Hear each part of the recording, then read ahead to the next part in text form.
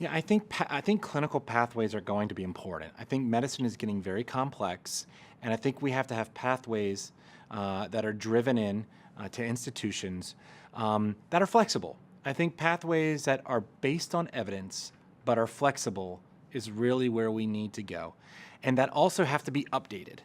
Um, because there's so many competing standards, it's important that if we institute a pathway within an institution, that pathway is adaptable, excuse me, but it also drives in some flexibility. I think younger doctors are doing fine with this. People are coming up and understand it may help save dollars in the end having pathways. But I think there's also some reluctance that it basically drives you in and won't allow you to think on your own if there's a special circumstance. So I do believe that pathways need to be instituted, but it has to be realistic, and they have to be flexible, and they have to be updated.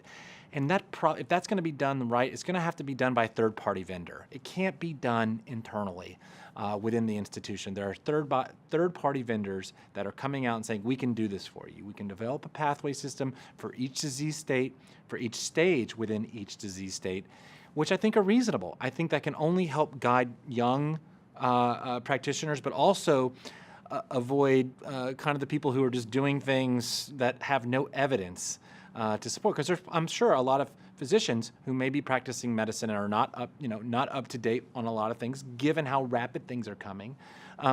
So I think there's some real benefits to this in terms of cost saving, in terms of aligning treatment patterns. But caution is that I think there needs to be some flexibility. I think it needs to be updated. I mean, we've got 10 new lung cancer drugs approved in the past 4 years, okay? It is getting complicated. And that means that there are competing strategies.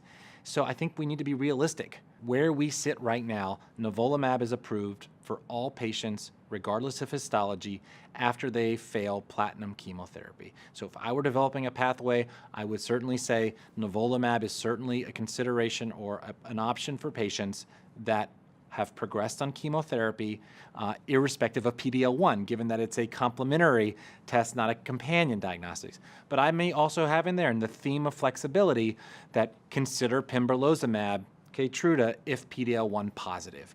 That would be my pathway. I think that at least sets expectations. You want to use nivolumab, you can use it. But if you're going to use pembrolizumab, you need that PD-L1 testing.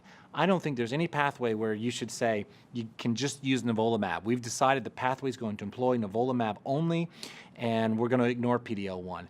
There's competing strategies, and again, it speaks to the theme and the need and the desire for flexibility with these. And things are only going to get more confusing. If you're at ASCO this year and seeing how many different competing strategies are coming out, how many immunotherapy trials they are, my voice and my advice is get ready. It's going to get really complicated as these drugs get moved to the first line. And given how many trials they are, we may have a situation in a scenario where there's 6 or 7 different options first line in immunotherapy, and then I think the pathways are going to maybe have to be restrictive. I don't think a pathway can include 7 different options. So immunotherapy right now firmly cemented as a second line treatment option for our patients, needs to be in the pathways. PD-L1 testing should be a part of that pathway. If you're going to use pembrolizumab, nivolumab should be a part of that pathway if you're not going to PD-L1 test.